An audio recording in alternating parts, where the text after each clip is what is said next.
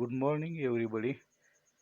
काल पहिल्या सत्रातील पहिल्या लेक्चरमध्ये आपण समलक्षी अर्थशास्त्र म्हणजे काय याचा अभ्यास केला. त्याचबरोबर समलक्षी अर्थशास्त्राच्या विविध व्याख्या उदाहरणासह पाहिल्या. त्यानंतर समलक्षी अर्थशास्त्राचे स्वरूप काय आहे त्याचाही आपण अभ्यास केला. त्यानंतर समलक्षी अर्थशास्त्राची व्याप्ती कोणकोणत्या घटकापर्यंत आहे त्याचाही अभ्यास आपण करत आहोत. पहिल्यांदा समलक्षी अर्थशास्त्र हे बीकॉम भाग 2 साठी आहे. बीकॉम भाग 1 साठी आपण सूक्ष्मलक्षी अर्थशास्त्राच्या पद्धतीनं तो अभ्यास केला. या अर्थशास्त्रातली एखादी समस्या लहानात लहान घटकाचा अभ्यास करून सोडवण्यासाठी प्रयत्न करणे, यासाठी सूक्ष्म अर्थशास्त्रीय पद्धतीचा उपयोग होतो. पण अर्थशास्त्रातल्या काही समस्या अशा असतात की त्या सोडवण्यासाठी व्यापक घटनांचा अभ्यास करणे गरजेचे असते आणि म्हणून त्यासाठी समलक्षी अर्थशास्त्र ही संकल्पना, मॅक्रो इकॉनॉमिक्स ही संकल्पना जास्त उपयुक्त आहे. यावर्षी आपण मॅक्रो इकॉनॉमिक्स समलक्षी अर्थशास्त्र या विश्लेषण पद्धतीचा आपण अभ्यास करणार आहोत. यामध्ये आपण असं पाहिलेलं आहे गेल्या वर्षी की अर्थव्यवस्थेतल्या मोठ्यातल्या मोठ्या घटकाचा अभ्यास करणे म्हणजे समलक्षी अर्थशास्त्राचा अभ्यास करणे होय. उदाहरणार्थ, संपूर्ण साखर उद्योगाचा अभ्यास करणे म्हणजे समलक्षी अर्थशास्त्राचा अभ्यास करणे आणि एका क्रांती सहकारी साखर कारखान्याचा अभ्यास करणे म्हणजे सूक्ष्म अर्थशास्त्रीय पद्धतीचा वापर करणे होय. त्यानंतर आपण बघितलं की स्थूल अर्थशास्त्राची वैशिष्ट्ये किंवा स्वरूप आपण पाहिलं की स्थूल अर्थशास्त्र म्हणजे एकूण मागणीचा अभ्यास करणे, एकूण पुरवठ्याचा अभ्यास करणे, एकूण बचतीचा अभ्यास करणे, एकूण उपभोगाचा अभ्यास करणे, देशातल्या एकूण लोकसंख्येचा अभ्यास करणे, देशातील एकूण बचतीचा अभ्यास करणे, देशातील एकूण गुंतवणुकीचा अभ्यास करणे. या अर्थव्यवस्थेतल्या अशा एकूण घटकांचा अभ्यास करणे म्हणजे स्थूल अर्थशास्त्रीय अभ्यास पद्धतीचा अभ्यास करणे होय. हे आपण पाहिलं, त्याचं स्वरूप पाहिलं. त्यानंतर समलक्षी अर्थशास्त्राची व्याप्ती, स्कोप ऑफ मॅक्रो इकॉनॉमिक्स, हे पण आपण गेल्या तासापासून पाहत आहोत. समलक्षी अर्थशास्त्रात कोणत्या घटकांचा अभ्यास केला जातो, कोणत्या घटकांना स्पर्श केला जातो म्हणजे समलक्षी अर्थशास्त्राची व्याप्ती होय किंवा स्कोप ऑफ मॅक्रो इकॉनॉमिक्स होय. समलक्षी अर्थशास्त्रात काल आपण पाहिलं की अर्थव्यवस्थेतल्या उत्पन्न व रोजगारविषयक सिद्धांतांचा अभ्यास केला जातो. आर्थिक वाढीच्या सिद्धांतांचा अभ्यास समलक्षी अर्थशास्त्रात केला जातो. तसेच सर्वसाधारण किंमत पातळीचे जे सिद्धांत आहेत त्याचा अभ्यास यात केला जातो. भाव वाढीचा आणि भाव घटीचा अभ्यास समलक्षी अर्थशास्त्रात केला जातो. विभाजन विषयक सर्व सिद्धांतांचा अभ्यास यात केला जातो. उत्पादन घटकांना मिळणारे मोबदले कशा पद्धतीने मिळतात त्याचा अभ्यास यात केला जातो. उपभोग फलनाच्या सिद्धांतांचा यात अभ्यास केला जातो. 6वा घटक म्हणजे थेरीज ऑफ इन्व्हेस्टमेंट फंक्शन, गुंतवणूक फलनविषयक सिद्धांतांचा अभ्यास समलक्षी अर्थशास्त्रात केला जातो. अर्थशास्त्रात गुंतवणूक हा महत्त्वाचा घटक आहे.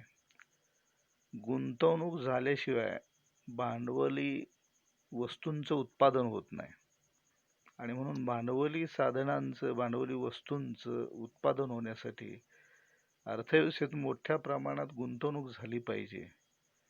इन्व्हेस्टमेंट अर्थव्यवस्थेमध्ये झाली पाहिजे, ती मोठ्या प्रमाणात झाली पाहिजे.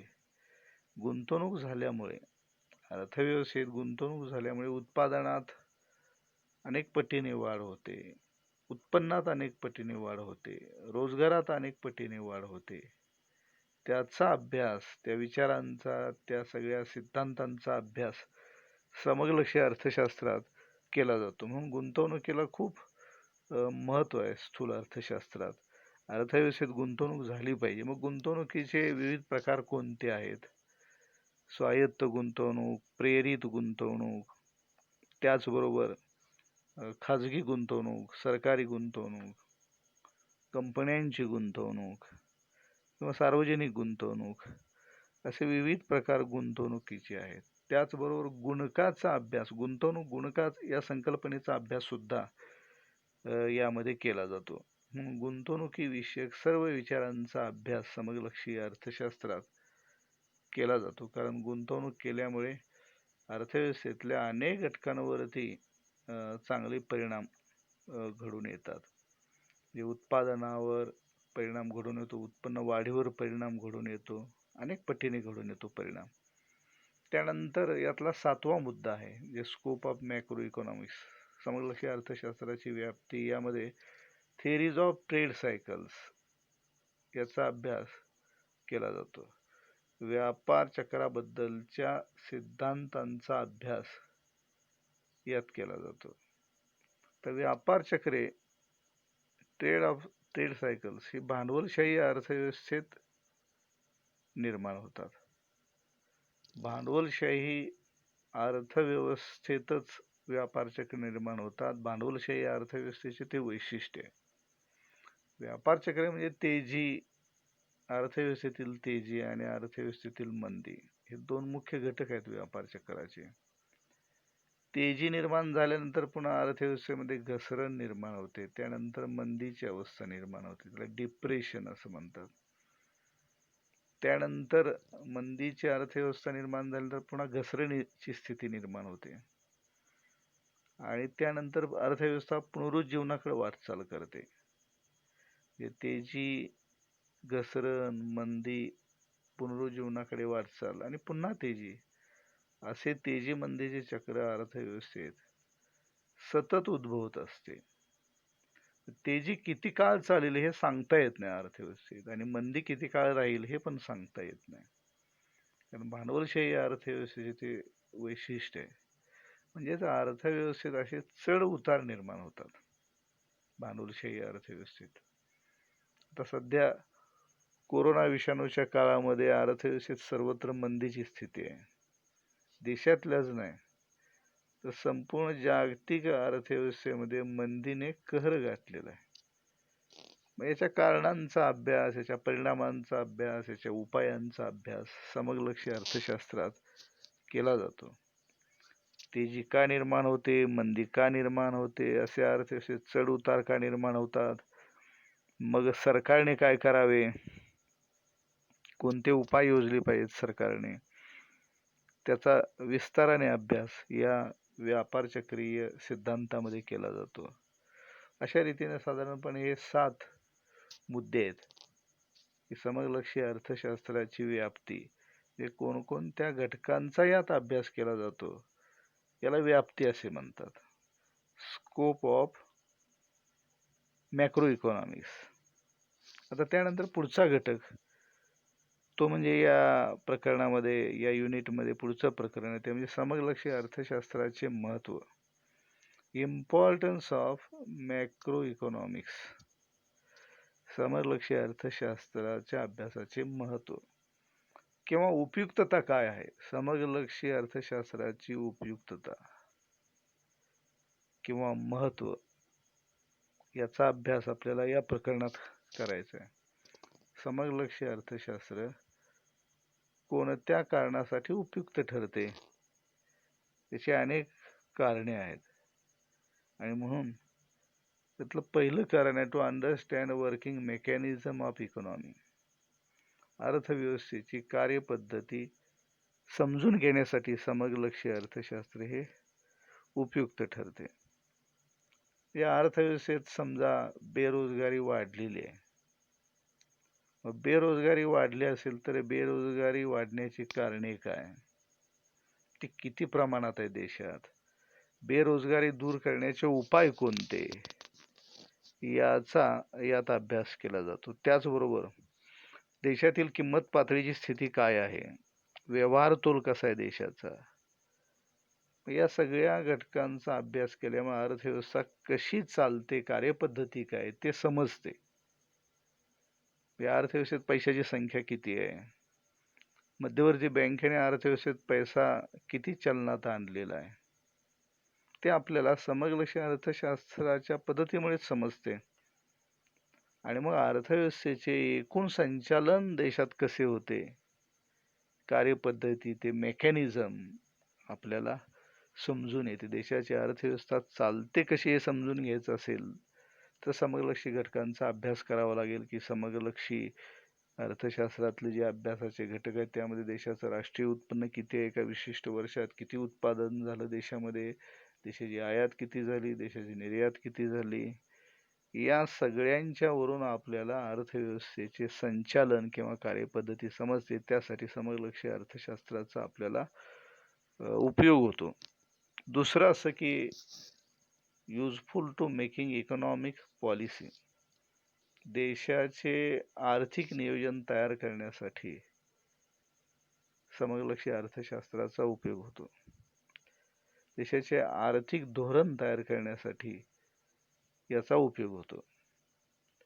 देशाचे आर्थिक धोरण सरकार ठरवते आणि ते ठरवण्यासाठी त्याला समलक्षी आर्थिक घडामोडींचा अभ्यास करावा लागतो. त्यातनं आकडेवारी जमा होते की सध्या वर्तमान काळात देशाची एकूण लोकसंख्या किती आहे, त्यामध्ये देशाची रोजगार किती लोकांना आहे, बेरोजगार लोक किती आहेत. बेरोजगारांची संख्या जास्त असेल तर बेरोजगारी कमी करण्याचे उपाय सरकारला शोधावे लागतील, त्या उपायांची अंमलबजावणी करावी लागेल.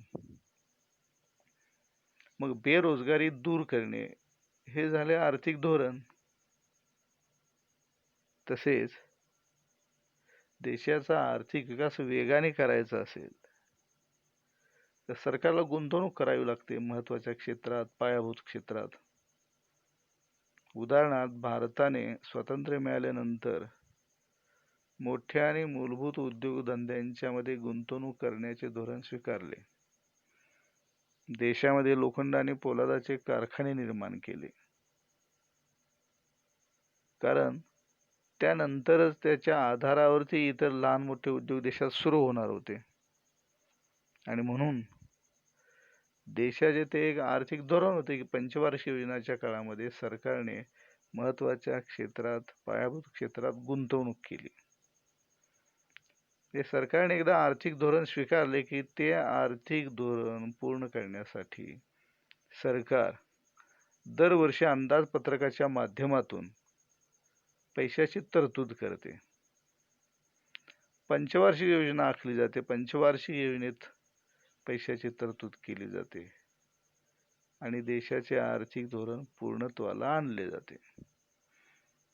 उदाहरणार्थ आपण पाहिलं की बेरोजगारी कमी करणे, आर्थिक विकास वेगाने करणे किंवा देशातील दारिद्र्य दूर करणे हे आर्थिक धोरणाचा भाग आहे. दारिद्र्य दूर करायचे असेल तर दरवर्षी बजेटच्या माध्यमातून दारिद्र्य निर्मूलनाच्या योजना सरकारला आखाव्या लागतात आणि त्या योजनांची अंमलबजावणी करण्यासाठी पैसे खर्च करावे लागतात. आता भारत सरकारने आणि महाराष्ट्र सरकारने महात्मा फुले आरोग्यदायी योजना ही सुरू केलेली आहे. या योजनेमधनं कमी उत्पन्न असणाऱ्या लोकांसाठी काही विशिष्ट वैद्यकीय उपचारासाठी सरकार पैसे देते. म्हणजे लोकांचे आरोग्य उंचावणे हे आर्थिक धोरण आहे. लोकांचे आर्थिक कल्याण वाढवणे हे आर्थिक धोरण आहे. त्या धोरणांच्या पूर्ततेसाठी सरकारला असे उपाय योजावे लागतात आणि म्हणून समलक्षी अर्थशास्त्र हे आर्थिक धोरण ठरवण्यासाठी उपयुक्त आहे. पहिल्यांदा धोरण ठरवावे लागते आणि मग धोरणांची अंमलबजावणी करण्यासाठी विविध उपाय योजावे लागतात. धोरण ठरवण्यासाठी, आर्थिक धोरण ठरवण्यासाठी सरकारला समलक्षी अर्थशास्त्र हे मार्गदर्शक ठरते. भारत सरकारने 1991 मध्ये नवे आर्थिक धोरण स्वीकारले. नवे आर्थिक धोरण त्यावेळी जे स्वीकारले ते धोरण तयार करताना सरकारला समलक्षी अर्थशास्त्रीय माहितीचा उपयोग झाला. त्यानंतर तिसरा मुद्दा येतो म्हणजे to solve the economic problems, देशातील आर्थिक समस्यांचे निराकरण करणे. यासाठी समलक्षी अर्थशास्त्राच्या अभ्यासाला महत्त्व आहे. देशात अनेक आर्थिक समस्या असतात, अनेक आर्थिक प्रश्न असतात. उदाहरणार्थ आंतरराष्ट्रीय व्यापारामध्ये देशाची आयात आणि निर्यात करत असताना अनेक देशांची आयात जास्त असते आणि निर्यात कमी असते. त्यामुळे आयात जास्त झाली की व्यवहार तोल प्रतिकूल होतो. ही समस्या आहे, आर्थिक समस्या आहे. प्रतिकूल व्यवहार तोल ही आर्थिक समस्या आहे आणि प्रतिकूल व्यवहार तोल अनुकूल करून घेण्यासाठी अनेक उपाय योजता येतात. आणि ते उपाय कोणते ते योजण्यासाठी त्यावेळी आपल्याला समलक्ष्य अर्थशास्त्राची मदत होते. आणि म्हणून हा मुद्दा आहे की to solve the economic problems, आर्थिक समस्यांचे निराकरण करणे, आर्थिक समस्या सोडवणे. उदाहरणार्थ देशामध्ये भाववाढ वेगाने होते आणि भाववाढीचा त्रास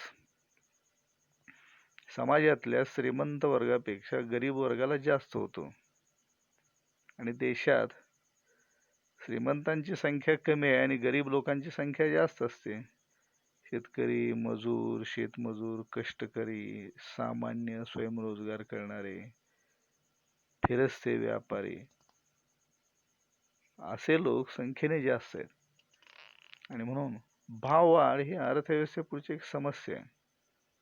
ती समस्या सोडवण्यासाठी स्थूल अर्थशास्त्र उपयुक्त ठरते. म्हणजे मग देशात एकूण मागणी किती आहे, मग एकूण मागणीच्या प्रमाणात एकूण पुरवठा झाला पाहिजे.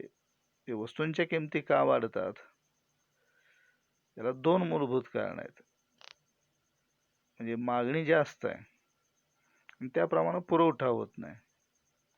मग किमती कमी करायच्या असतील तर पुरवठ्यात वाढ करावी लागेल. त्या दृष्टिकोनातून सरकारला उपाय योजावे लागतील आणि मग हे मार्गदर्शन सरकारला स्थूल अर्थशास्त्राच्या मदतीने होते. आणि म्हणून आर्थिक समस्या सोडवण्यासाठी, विविध प्रकारच्या अर्थव्यवस्थेतल्या आर्थिक समस्या सोडवण्यासाठी स्थूल अर्थशास्त्र हे सरकारला उपयुक्त ठरते, मार्गदर्शक ठरते. ते अत्यंत महत्त्वपूर्ण आहे. त्यानंतर टू इव्हॅल्युएशन ऑफ इकॉनॉमी, अर्थव्यवस्थेचे मूल्यमापन करणे. यासाठी सरकारला समलक्ष्य अर्थशास्त्र ही संकल्पना उपयुक्त ठरते. जे देशात बेरोजगारीचे प्रमाण किती आहे, देशात किंमत पातळीचे प्रमाण किती आहे, विनिमय दर कसा आहे देशाचा, अशा पद्धतीनं मूल्यमापन करण्यासाठी समलक्ष्य आर्थिक चले हे वेगवेगळे घटक स्थूल अर्थशास्त्रातले त्यांचा अभ्यास करावा लागतो आणि मग अर्थव्यवस्थेचे मूल्यमापन त्यावरून करता येते. उदाहरणार्थ भारत हा एक विकसनशील देश आहे. हे कशावरून मूल्यमापन करण्यात आलं? समलक्ष्य आर्थिक चलावरून, समलक्ष्य आर्थिक माहितीवरून. विकसित देशांचे राष्ट्रीय उत्पन्न जास्त असते, विकसित देशांचे दरडोई उत्पन्न जास्त असते आणि म्हणून विकसित या गटात भारत हा समाविष्ट होत नाही. भारत हा एक विकसनशील देश आहे. तर अर्थव्यवस्थेचं मूल्यमापन केलं, विविध निकषांच्या आधारे हे मूल्यमापन होत असते. दरडोई उत्पन्न आहे, राष्ट्रीय उत्पन्न आहे, एकूण उत्पादन आहे, लोकांच्या राहणीमानाचा दर्जा, असे वेगवेगळे निकष आहेत. आणि म्हणून अर्थव्यवस्थेचे मूल्यमापन करणे हा एक महत्त्वाचा भाग आहे. यासाठी समलक्ष्य अर्थशास्त्र सर्वांना उपयुक्त ठरते, सरकारला उपयुक्त ठरते, खाजगी व्यक्तींना उपयुक्त ठरते, धोरण तयार करणाऱ्यांना उपयुक्त ठरते. त्यानंतरचा मुद्दा आहे तो म्हणजे स्टडी ऑफ मॉनिटरी प्रॉब्लेम्स. चलनविषयक घटकांचा अभ्यास करण्यासाठी समलक्ष्य अर्थशास्त्र उपयुक्त ठरते. अर्थव्यवस्थेत भाववाढ आणि भावघट असे प्रश्न भांडवलशाही अर्थव्यवस्थेत सतत निर्माण होत असतात. त्यांचा अभ्यास समलक्ष्यी आर्थिक साधनांच्या मदतीनेच केला जातो. चलनविषयक समस्या का निर्माण होतात, त्यांची कारणे काय, त्यांचे परिणाम काय आणि त्याचे उपाय काय, या सर्वांचा अभ्यास यामध्ये केला जातो. कारण वस्तूंच्या किमती स्थिर राहिल्या पाहिजेत. देशात गरिबांची संख्या जास्त असते किमती सतत वाढत राहिल्या तर त्या प्रमाणात गरिबांचे उत्पन्न वाढत नाही. मग त्याचा परिणाम असा होतो की गरिबांच्या राहणीमानाचा दर्जा खालावतो. ते अर्धपोटी राहतात, काही वेळेस उपाशीपोटी राहतात, त्यांच्या आरोग्यविषयक गरजा पूर्ण होत नाहीत. दवाखान्यात आपल्या देशात खाजगी वैद्यकीय व्यवस्था आहे. ही खाजगी वैद्यकीय व्यवस्थेमध्ये अनेक दोष आहेत. अनेक लोकांना हॉस्पिटलमध्ये भरती होणं, दाखल होणं हे खूप खर्चाचे काम आहे. या उलट युरोपीय देशात, प्रगत देशामध्ये हा खर्च सरकार उचलते. आणि म्हणून लोकांच्या जीवन मरणाशी असे संबंधित असे प्रश्न आहेत. आणि म्हणून मग ह्या महत्वाच्या किमती नियंत्रणात राहिल्या पाहिजेत. या आरोग्यविषयक किमती असतील, वैद्यकीय सुविधांचा प्रश्न असेल, तरी उपचार करून घेणं परवडलं पाहिजे गरिबांना. बऱ्याच वेळेला गरीब लोक काही विशिष्ट रोगांसाठी दवाखान्याचा खर्च परवडत नाही, म्हणून दवाखान्यात दाखल होण्यापेक्षा ते मरण पत्करतात. याची संख्या सरकार पुढे आली समलक्षी आर्थिक साधन सामग्रीमुळे. आणि म्हणून मग सरकारने या गोष्टीचा विचार करून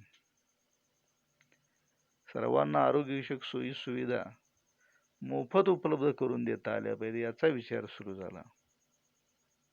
आणि मग 2014 मध्ये डॉक्टर मनमोहन सिंग सरकारने ही योजना पहिल्यांदा मंजूर केली. राजीव गांधी आरोग्यदायी योजना असं त्या योजनेला नाव दिलं. नंतरच्या काळात नंतरच्या सरकारने नावं बदलली, पण योजना सुरूच ठेवली. आणि म्हणून ही अशा प्रकारची ज्या अडचणी आहेत, भाववाढीमुळं, जास्त किमती असल्यामुळं लोकांना जगणं मुश्किल होते, अशा अनेक समस्यांची सोडवणूक करण्यासाठी समलक्षी उपाय योजले जातात. मागणीच्या प्रमाणात वस्तू आणि सेवांचा पुरवठा होण्यासाठी प्रयत्न केले जातात. पैसा निर्माण करण्याची मक्तेदारी आपल्या देशात रिझर्व्ह बँकेकडे. त्यामुळे देशात निर्माण झालेल्या वस्तू आणि सेवांचे उत्पादन सतत चालू राहावे, त्याचे वितरण चालू राहावे, यासाठी जेवढ्या प्रमाणात पैसा उपलब्ध होणं आवश्यक आहे तेवढा पैसा चलनात ठेवण्याची जबाबदारी मध्यवर्ती बँकेची, रिझर्व्ह बँकेची आहे. आणि म्हणून रिझर्व्ह बँक तेवढा पैसा चलनात आणण्याचं काम करत असते. अशा प्रकारच्या चलनविषयक समस्यांचा अभ्यास या स्थूल अर्थशास्त्रात, समलक्षी अर्थशास्त्रात केला जातो आणि या समस्या सोडवल्या जातात. त्यानंतरचा मुद्दा येतो म्हणजे व्यापार चक्राची तीव्रता तपासणे. समलक्षी अर्थशास्त्राच्या मदतीने देशात तेजी किती आहे त्याची तीव्रता तपासली जाते, किंवा मंदी किती आहे त्याची तीव्रता समजली जाते, आणि मग त्यावर उपाय योजले जातात. कोणतीही अवस्था, तेजीची अतिरेकी अवस्था ही वाईटच आहे, आणि मंदीची अतिरेकी अवस्था ही समाजाच्या, देशाच्या दृष्टीने वाईट आहे. आणि म्हणून ती तीव्रता तपासण्यासाठी समलक्षी अर्थशास्त्राच्या मदतीने विविध प्रकारची माहिती संकलित केली जाते आणि त्या माहितीचा उपयोग करून, वापर करून उपाय योजले जातात. आणि म्हणून त्यामुळे देशाच्या आर्थिक कल्याणात भर पडते. अशा रीतीने आपण या दुसऱ्या लेक्चरमध्ये मॅक्रो इकॉनॉमिक्स आज आपण हे पाहिलं की समलक्षी अर्थशास्त्राच्या अभ्यासाचे महत्त्व काय आहे. Importance of macro economics. महत्त्व विविध कारणासाठी आहे. आपण पाहिलं की अर्थव्यवस्थेतील कार्यपद्धती समजून घेणे हे महत्त्वाचं आहे समलक्षी अर्थशास्त्राच्या अभ्यासासाठी. त्यानंतर आपण पाहिलं की आर्थिक धोरण ठरवण्यासाठी उपयुक्त आहे, useful to making economic policy. आर्थिक धोरण ठरवण्यासाठी समलक्षी अर्थशास्त्र मार्गदर्शक ठरते देशाला. आर्थिक समस्या सोडवण्यासाठी समलक्षी अर्थशास्त्र देशाला मार्गदर्शक ठरते, मदत करते. त्यानंतर अर्थव्यवस्थेचे मूल्यमापन करता येते. म्हणजे अर्थव्यवस्था विकासाच्या कोणत्या टप्प्यात आहे, अर्थव्यवस्थेतल्या विविध क्षेत्रापैकी कोणत्या क्षेत्राचा विकास झाला, हे आपल्याला समलक्षी माहितीमुळे समजते आणि म्हणून याचे महत्त्व आहे. त्यानंतर आर्थिक विकासाचे मापन केले जाते, अर्थव्यवस्थेचे मूल्यमापन केले जाते. त्यानंतर विविध प्रकारचे चलनविषयक अडचणी सोडवण्यासाठी समलक्षी अर्थशास्त्र हे सरकारला उपयुक्त ठरते, मार्गदर्शक ठरते. जगातल्या बहुतेक देशांनी आज भांडवलशाही अर्थव्यवस्था स्वीकारली आहे आणि पैसा अर्थव्यवस्थेत आल्यामुळे अनेक समस्या निर्माण होतात. पैसा प्रमाणापेक्षा जास्त असून चालत नाही, प्रमाणापेक्षा कमी असून चालत नाही. त्याचे प्रमाण बिघडले की अनेक आर्थिक प्रश्न, चलनविषयक प्रश्न देशात निर्माण होतात. आणि म्हणून या सर्व प्रश्नांचा अभ्यास, भावघट, भाववाढ, मागणी पुरवठा, त्याची कारणे, परिणाम, उपाय, हे सगळं अभ्यास करून चलनविषयक समस्या सोडवण्याचा प्रयत्न समलक्षी अर्थशास्त्र करते. म्हणून समलक्षी अर्थशास्त्र हे सरकारला आणि धोरणकर्त्यांना उपयुक्त आहे, मार्गदर्शक आहे आणि त्याचा अभ्यास आणि त्याचं महत्त्व सरकारच्या दृष्टीने खूप महत्त्वाचं आहे. धन्यवाद.